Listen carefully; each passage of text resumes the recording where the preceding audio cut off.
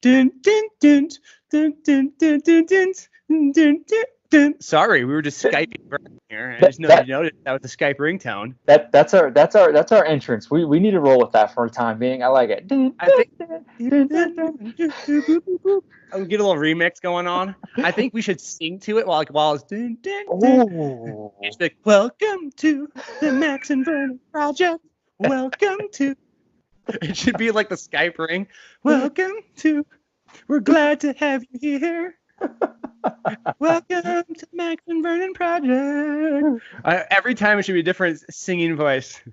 Yeah, like what is their official entrance? Like they don't have anything. Yep, that's right. They keep calling it the wrong name. They keep calling the Max and Vernon show or podcast.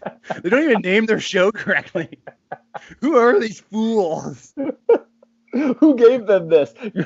Like yesterday, I was sitting there. I told my wife, we're like, I was like, oh my God, we're on Spotify now. And I was like, I said, I was like, I feel like a 60-year-old kid that was given keys to a car that I should not be driving.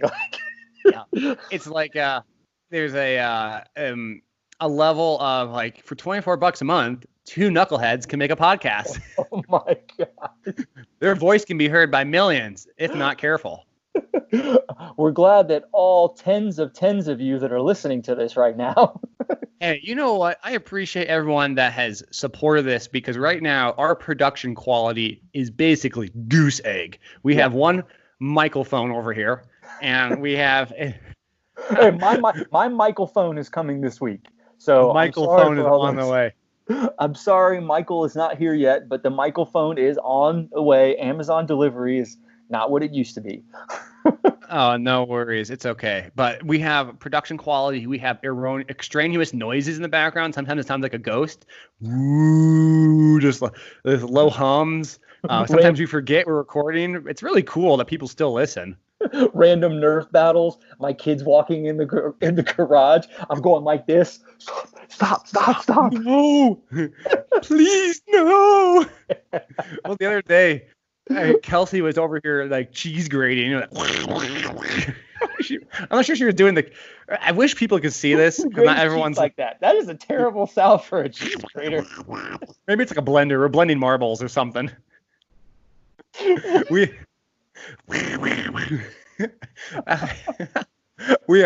love the part too, which is hilarious, is that if you look at this on Skype, you're like, oh man, Max is kind of by some weird wall. I turn the door, it's like, welcome to my kitchen. It's like I'm clearly like it's my pantry door, that's my background. Like I finagled the smallest apartment ever. You should just have like a mannequin there one day and the door opens and it's just standing there. Who could it be now? We have a guest on our show. He is the mannequin of the year. I should just reach back here and start getting some snacks. I have some chocolate bars, right? Yes. 1 second. Don't mind if I do. This commercial break brought to you by My Pantry. I am pretty hungry right now. Welcome. We're now officially sponsored by Ron's Canoe Hut. Happy. If you need a canoe, we got one for you. Head down to Ron's Canoe Hut and use Max and Vern to get 20% off your first paddling lessons. What was the one? Oh man, the tattoo one. Marshall's Tattoo Parlor. Brought to you by Marshall's Tattoo Parlor. Where you got it. What is it? Where the only thing that isn't permanent is your satisfaction. Yes, these are all of our non-fictitious sponsors. Ah, Jesus. Eric's Pastry Buffet. It's all these local mom and pop shops. Yeah, we're sponsored by Apple Fritters, but Apple Fritters nonetheless. Carl's wheel rotation service. If you need a wheel rotated, you know where to go. Tire rotated, you know where to go. Non-specific. Nothing related to strength and conditioning sponsors. Yep, that's where we're at. Oh boy. Well, I'm gonna go in something a little deep here. Oh. As I lower my voice, I just stick my face into the microphone completely. It's a big thing. So everyone, listen up. I'm gonna talk in a low voice because this is very important. It's a philosophical question here, and I actually didn't prep Vern on this at all. It's okay. Typical. Honestly, too bad. Deal with it. Just like people who send questions and you guys have typos in them and I can't read them. Too bad. Deal with it. It is what it is. We'll get it next time.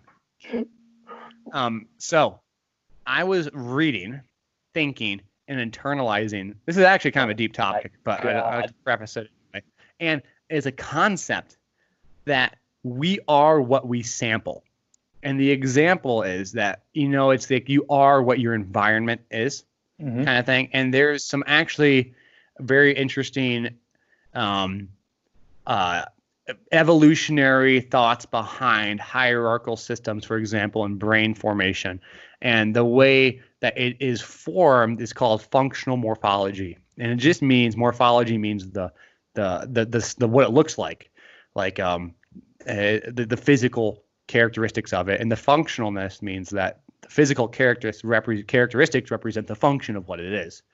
And so based on a brain, the theory is that you can determine the environment that it's in because it's sampling the environment and it forms itself based on the environment that exists. Yeah. And I thought about this very interesting concept because I read and listen to a little bit of Zen Buddhism. Ooh, yes. And I really enjoy it. I took a class in college, and it was one of those electives that I was actually, hey, this is kind of a cool class. But I really enjoyed the idea of enlightenment, and I enjoyed the idea because it was this concept of internal reflection and spontaneous change that led to someone viewing the world in a different fashion or manner. And yes. I'm no Zen specialist, but I thought the concept resonated with myself. And I like to modern day philosophizer Max. I like to think about, people bring up the simulation theory and all these different concepts. There's a lot of odd parallels between them at times. But the point is, we are what we sample, essentially, is what we are kind of thinking about in regards to our environment. And one of the things we don't do is we don't sample our own frequency. For example, if we think our brain is a transmitter, right? But it's not a good receiver of itself. It only receives other people's information. So you begin to formulate how you think and how you act based on those who you interact with, other people's own signals. And then those signals modify your signal. However, and this is where the whole idea of Zen Buddhism, because very much an internal perspective, being mindful, it was like if we can sample our own frequency, we can begin to modulate and modify it to a way that we'd like it to be. So the example would be if our environment is chronically determined by what we expose to, we're limited to change our environment by what we expose ourselves to. However, if you could kind of get underneath the hood and you sample your own frequency and start to reflect on it, then you yourself can begin to change your own mindset and understand that a lot of your thoughts are merely manifestations of things you've interacted with, stressors that exist, fears, concerns, but the number that actually propagate out of your own self is very few.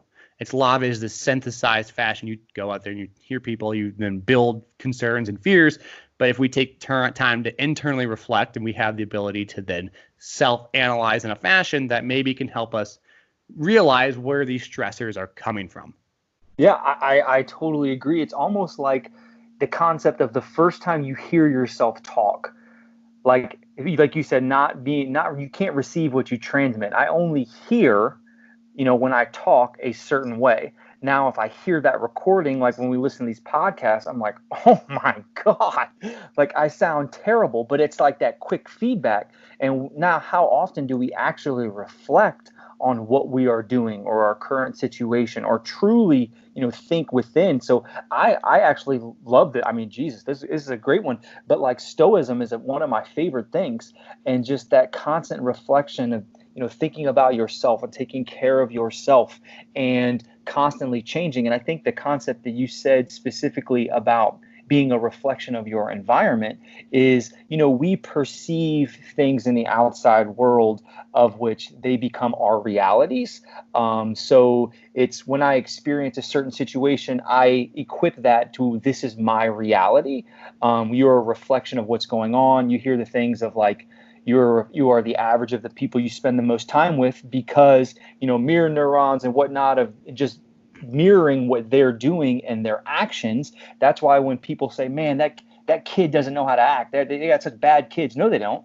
They're around parents that are constantly showing them a reflection of what they perceive something they should look up to. So when they reflect that, it's less ideal, but it's just the reflection of what they're seeing. And I think part of that too is when we ourselves, if you think about in a weird way, like your body, you're born, you have no way to know what to do, right? There's no innate essential learning. So you're constantly seeking for a reflection of yourself through others. Yeah. You're seeking through we want to always be doing. For example, the brain is a great sensory gatherer. That's what it does. It gathers sensory information. And at times where sensory information is so abundant, like we have now with smartphones and YouTube and the stuff, we get so caught up. I think you had a quote in human doings, not human beings. Yeah. We always are doing. We're always trying to sample. And that's an innate process that's kind of built within us without us knowing it, because we are trying to contain or collect as much information of our environment as possible, so we can essentially understand the environment in a way that we can survive in it, which is fine. But when you have kind of false environments that you can create, i.e. Real Housewives of, Beverly Hills, whatever, and you're watching that, and that becomes what you sample, it becomes part of your environment, through which, again, not really, I don't have any huge science behind it, which I think is like something that you digest either consciously or subconsciously, that then becomes part of your environment. And so the thing why I'm kind of getting at this too is because I think that's some of the frustrations I have with educational systems and with people learning. It's because it's so often trying to do. You're always trying to, what's the next test? What's the next quiz?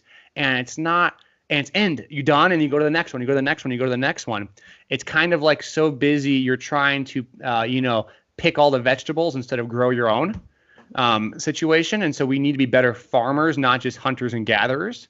We need to have some internal agriculture that allows us to blossom new material from within. So when we take the information, don't take it as the fruit, take it as the seed, and help provide things that you can water that seed so it grows and then multiplies in a fashion that you can then reap the benefits and share those seeds of information with others as well. Yeah, no, I agree. And I think outside of coaching, but just relationships, is understanding that perception that someone has over certain situations makes communication a lot more complicated or complex, I guess. And that's why there's all this stuff about with your relationship partners, like your love language. How I associate love may not be how you associate love. How I associate fear or trying hard or, grinding or whatever the trait is dependent upon that person's experience, like what they've went through, their family life, their relationships that they've been through, their past experiences, because that's what we are all shaped by. So I think it's awesome that you said it's what we digest shapes us. And it's kind of like an interesting metaphor or analogy, because what we digest from a food standpoint shapes us physically, but what we digest from a mental standpoint, from the music we listen to the movies we watch, to the people we talk to the news channels, all that shapes us metaphorically to who we are. Exactly. I think that's a great way to put it. And this now very nebulous, abstract concept, I think can be applied in a way that it's very simple. So an example would be, I know everyone's probably seen it before. You're in a conversation with a group of people, maybe a meeting, maybe a dialogue, whatever it might be. And some people, the quote is like, some people play checkers, some people play chess. Mm-hmm. And innately, we want to play checkers because we're kind of defense-based in the moment humans. The human body, the animal brain of survival was the first to develop before the higher brain centers that are there for cognition and predictive analysis of situations. And so when you talk to people and someone, you can see an environment, they might be uncomfortable, they don't know. Say they're talking to a superior, it's 4 in a room or 3 in a room, it's superior, yourself, and someone else, and the superior asks the person a question. Well, that person might have a checkers kind of response. They might act to immediately defend their board. They might act in a fashion that doesn't think about why that superior might be upset, what's the context of it. And that's where you get very much things you wish you didn't say kind of situations. But also it helps you it doesn't solve the problem because you go on the defensive. And when you go on the defensive or the extreme offensive, either way, it's an analogy for war, right? You're either defending the fort or you're attacking the enemy versus understanding what is the problem. And I think that requires a lot of internal listening to how we speak as people. And listening, I mean, really listening to how someone else speaks to you. What words are they using? Are they using words that are backed by temperament? Because they might be emotionally charged that day. What's their body language? Is this normal for them to give this kind of, emotional display? Is it not? And if it's not normal, you might understand, well, this person might be saying this because they have other context behind these words, and they might just be mad at me for a slew of other reasons that aren't necessarily related to me. Versus, and also the more you know the person, the more you know what their, kind of beliefs are, and so what things are coming from. And then we as people can listen to how we respond to it. And I am pretty good at this. I like to say a little bit more cognizant of it when I'm in a business setting. I'm horrible at it in a relationship. So yes. I love Kelsey to death, but I am probably the worst in the world because I call it amygdala monster when it comes to simple things. And, I can reflect on it quickly, but like at times you'll make a remark that doesn't need to be made. It's not necessarily mean, but it's not helpful. And so it's interesting how these two, like you can shift your mind. Okay, in this setting, I'm very cognizant of it. In another setting, I'm a disaster at it. Yeah. So, I mean, you nailed that. Like from a relationship standpoint, whether it's my kids or my wife, just how learning the words you use is not the bad thing. It's the tone of which you use it. I could say the exact same thing to you from a verbiage standpoint, but if my tone is off, it's a completely different message.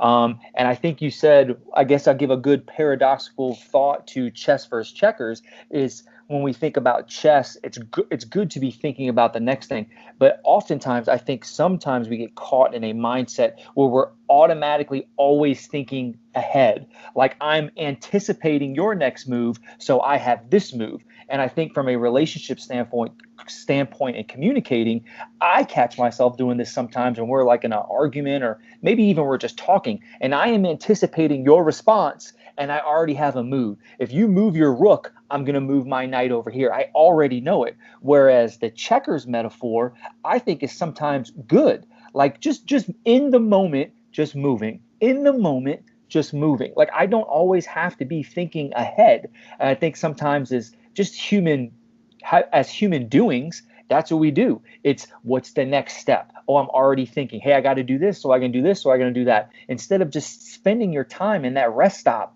enjoying just smelling, having a good cup of coffee, just sitting down and relaxing and reflecting.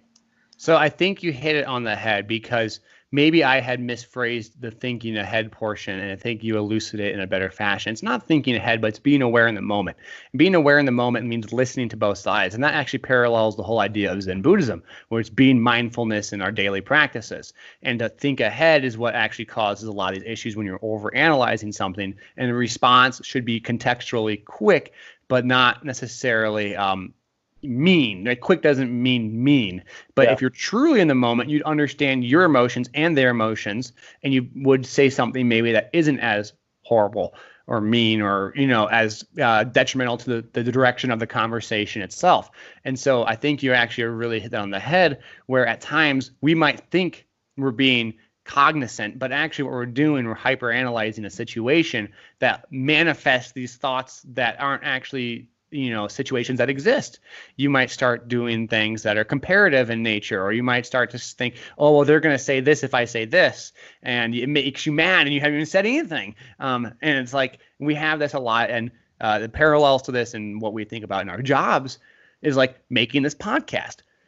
We didn't do it right off the bat. And initially, I think we kind of had, I have a pause every time something does happen, but it's like, let's just do it. And that's the whole point of how we wanted to make this podcast is be in the moment in a conversation with each other, with our guests, talk about stuff that we're not constrained by. In a traditional strength and conditioning podcast, you're not going to mention Zen Buddhism and theoretical inter-reflection of how it relates potentially to simulation theory, but that's what we're talking about. And I think that's very important because I had a conversation with my dad the other day.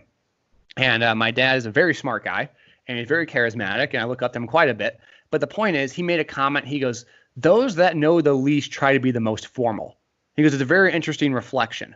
You mask your lack of understanding and formality. And I was like, oh, that's actually, pretty an interesting concept, because I think people who have heard very, very smart people, like Joe Rogan will host podcasts with someone for 3 hours, very intelligent individual. And like, a la Elon Musk, isn't the most formal human being in the world, because what happens when you're formal, you build lines and constraints, and you set up these guardrails that don't allow you to deviate, because that's where you're comfortable. And so your intelligence actually might be, not intelligence, but knowing of that area might be a very narrow bandwidth. And so if that's the case, a hyper narrow bandwidth might mean that you only want to be within a certain realm. You can't deviate outside of it, which on top of that means that you don't even want to maybe experience that you don't know.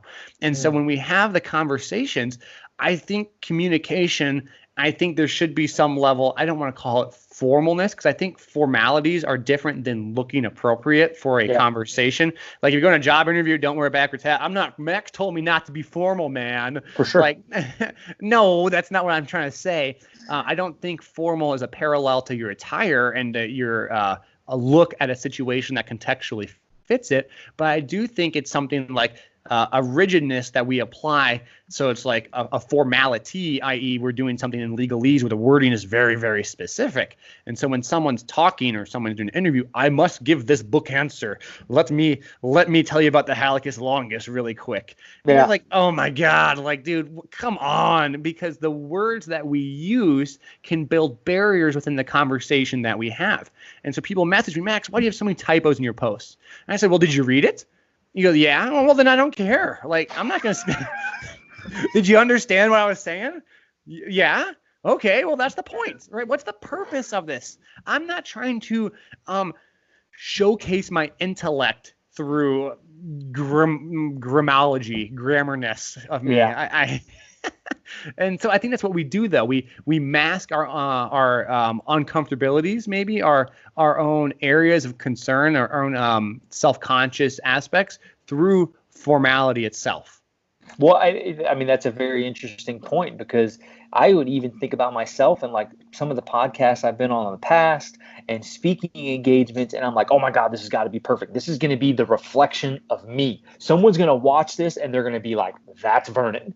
And then I'm like, that's not me. And then I would hear people talk like that, like you said, very scientific and very formal and very like to the point. And I'm just like, that to me, it's not real. It's almost like you're trying to be something that you're not, which comes off to me now as misgenuine, which now I'm not very interested in that. Yeah. And part of that too is, again, we are what we digest. If we see other people do this, and I'm not saying go off the walls and don't make sense, because a bad presentation that's poorly communicated isn't going to go anywhere. So there's a line I like to think: the best information communicated poorly will always fall short of average information communicated superiorly. And so we need, that's great. We need to be able to communicate in a fashion that people can relate to. But communicate doesn't mean like overeducate. Like, you don't need to use words, because words can act as barriers. For example, if I'm talking about the thigh, and not everyone in the room knows that the VMO means vastus medialis obliquus, something, whatever the hell it means. Right. And I say that, and then all of a sudden people get lost on my words. My words have now acted as a burden or an obstacle that gets in the way of the information I'm trying to communicate. And that is a problem. So we ourselves, our practitioners, should know the intricacies, the granularity, but we should be able to display it in a way that is able to be digested by those that don't have the maybe intricate information of how I understand the words in the same fashion. So using things that are like, the great example would be like using overly statistical terms is very confusing. And I like the word significance and stats because it's pretty easy to understand. But when people start talking about, very detailed stats and predictiveness of certain maybe models or examples like that, and they want to give a presentation on it, well, what's remember, you're presenting to the consumer. You're not presenting to yourself. So you got to understand who the consumer is of that information. And if we're making something that isn't going to be consumed, well, that's not the best. Like, it's an example here. You could call a cherry pie something like a whatever the extreme definition, but you could probably name it the strains of wheat it was used to grow. You could name it by the type of cherry that was made in it. You could name it by the high fructose corn syrup. If you just read the label in the back and that was the name, no one would buy it. Yeah. We call it a cherry pie. I get it now. Oh yeah, the cherries and the pie thing on top, the crusty thing, and it's good with ice cream. Yeah, I think one of the biggest things that a successful human being is being able to read the room, being able to see how people are reacting to what you're saying. And I can't tell you how many people I've heard say like, well, it's not my fault you don't understand this, or I'm going to talk to the highest person in the room, or I'm going to speak like, hey man, that's fine. But just so you know what you're speaking on, I can't tell you how many coaches I've run across that have an insanely good message. Like they're putting out some great stuff, but they're not distributing it in an avenue that people are going to want to digest it. So their message never gets heard. And we talked about this, I think, in our first podcast, but understanding that if you're talking to someone, if I'm sending out a message, they have to be receiving on the same wavelength. It doesn't matter how much you're transmitting if they're not receiving on the same frequency. And then what I think most coaches do, and relationships sometimes for me, is if I'm talking to my wife or my kids or my athletes and they're not, I guess you would say, receiving, what is the first thing I do? I raise my voice. What do we do with the radio? When you're trying to get when you're trying to get a message across, you send the emergency broadcast message. And what does that do? It blanks out everything. And when that emergency broadcast message comes across your radio station, what do? Turn that motherfucker off. You turn it off every time. And the same thing happens with your athletes, my wife, my kids. When I try to send that message over the top, it's wham. And that's perfect. It's because it's a reflection of us, going back to the initial conversation, of us not knowing, like, I am, which Descartes' favorite line, the famous line, I am because I am, or I am because I think, something like of that essence. Yeah. And the idea is that we don't often think about us and how we navigate the world. We often are so busy interpreting signals from others that we don't actually reflect as to how we interpret it. So, and the great example of that would be, I would say, we're at a presentation and we see people give certain presentations in certain ways. We see everyone like has to, thank everybody they've ever worked with at the end of it, or they have to give a background of who they are at the beginning, or they have to then show some pictures of people working out. But that's because we constantly sample that information. But if we reflect on it, is that what we really want to present? Is that what we really want to do? And I think things like a TED Talk have really shown how different that is, because they've kind of done the science of how we consume. They've sat back and like, okay, maybe the presentation method isn't the best method, how people typically do it, because they're so busy making it towards what they think it should be versus what they want to consume. And that's why a TED Talk is so engaging. It hinges on these humanistic natures of problem. It addresses a problem initially. It doesn't tell them, you never listen to TED Talk and no one comes out, hi, I'm so-and-so, this is our background, this is our blah, blah, blah, and this is what I've done, and I'm going to talk now. It's more like, I was 27. I was out of money. I had nowhere to go. And then it says something like that. It's like it addresses a problem, a humanistic need, and then it develops a solution off of it. But it's never about the person talking. It's about the consumer. Because remember, there's only one talker and the majority way more consumers. And so when someone's consuming that information, they need to have an emotional trigger, a humanistic survival trigger, for example, to want to engage in it. What's the value proposition? What's this information giving me? And how can I use it to get better? So those triggers you hear are things like, the problem that it addresses. Like a great commercial is something that addresses a problem. That's how marketing understands emotional responses very well. And it goes back to our brain and how that kind of brain likes to sample and survive. The brain wants to live. So how we communicate, we can't just communicate it without context of how it might want to get somewhere, and it being that someone else's brain versus you thinking about how someone else has made a presentation in the past, not even reflecting if you liked it or not, by the way. I've seen people do this, so I'm going to now do it like this. And so I did it the other day. I even gave a background of myself on a presentation, and I was like, why am I doing this? I never do this. I literally did it. I wrote it because like, oh, other people have background. Maybe I get to share my background too. And I'm like, no one cares. A snail could be talking as long as it's good information. No one gives a crap. And that's how I made the mistake of doing something just because someone else is doing it. I mean, that's why we're doing this, Max. I mean, and to those listening, that's why we agreed to doing this. It's not going to be traditional. It's not going to be, hey, so-and-so, come on and tell me about yourself for 20 minutes and how good you are. And then a traditional standpoint, because I've digested those things. I think there's more value in that honest conversation, like that TED Talk experience. It's you putting out your experience, and then people can draw from that what they want. But to me, that's more of a learning experience. It allows me to be submerged into it. When I'm intrigued, when I'm curious, when someone's talking, I'm invested in this conversation now. It's a two-way street. It's not them talking at me. It's more of them talking. I'm taking it in and I'm reflecting on myself of how I can use this information. Man, maybe how have I experienced that? Maybe I could have addressed my past experience in a different way. So I think that conversational component, like you said, what we're trying to get through here, the TED Talk type stuff, that's where I think that has a lot of value. Absolutely. And so for those of you at home listening, again, we want to do and talk about things that we like to talk about. Like you watch Bill Nye talk. Everyone loved Bill Nye because Bill Nye loved so much what he was talking about. Yeah. And that's what we want this to be. We don't want to talk about things we don't want to talk about, so we're not gonna. If you send a question that we don't like, I appreciate you sending it in. We might not answer it because I don't want to talk about it. But that's not the point is that's not, I think it's a bad question. It's more like I want to be passionate about what I'm actually trying to discuss. I want to have you guys be involved emotionally and listening and nodding and let your head along with this as well. Yeah. So all of that is some of our goals as we go forward, and we're going to do our best to make 9 podcasts a week. Vernon's like, screw you. We're going to have 15 podcasts a week, constantly recording us. And we're going to try and get 2 done a week. And we already gave you guys a free sampler and released our 3rd one early. So, golly. Also, I like how I talk about this as if this is happening the day after something has been released. Like, this is going to come out like a week and a half. And I'll be like, what the hell is he talking about?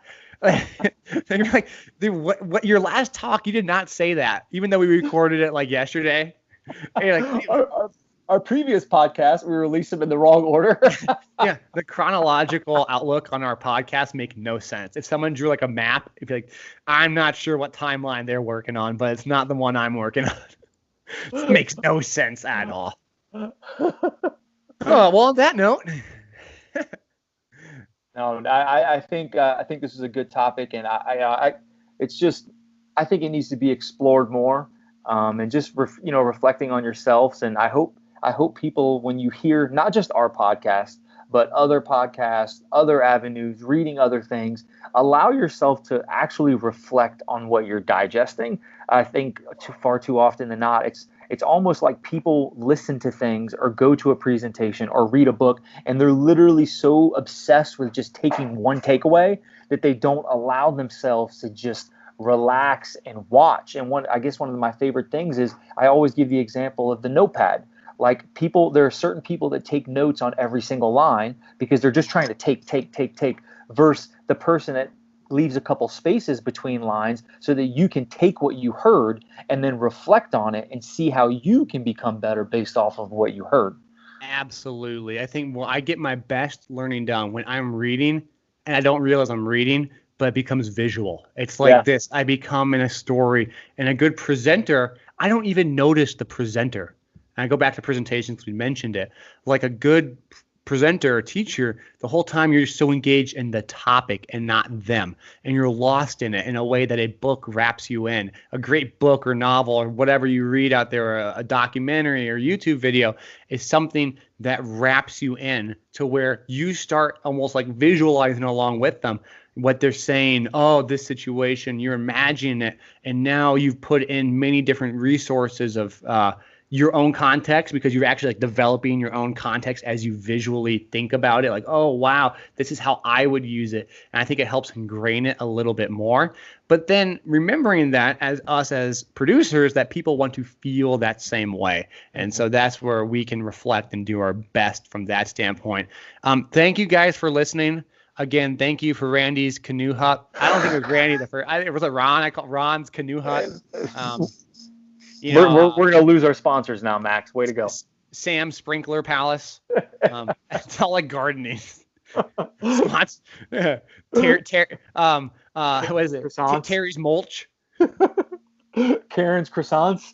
Yeah, Karen's Croissants. We're sponsored by all these local mom and pops. I don't know if you guys knew that. They're not made up at all. And they're arbitrarily read in during the podcast, either the beginning, at the end. We're not really sure even when to do it. So yeah, thanks for the local winery, all that stuff. So we really appreciate you guys. And if you guys ever need an oil change, please check out Ricky's Speedy Oil Change.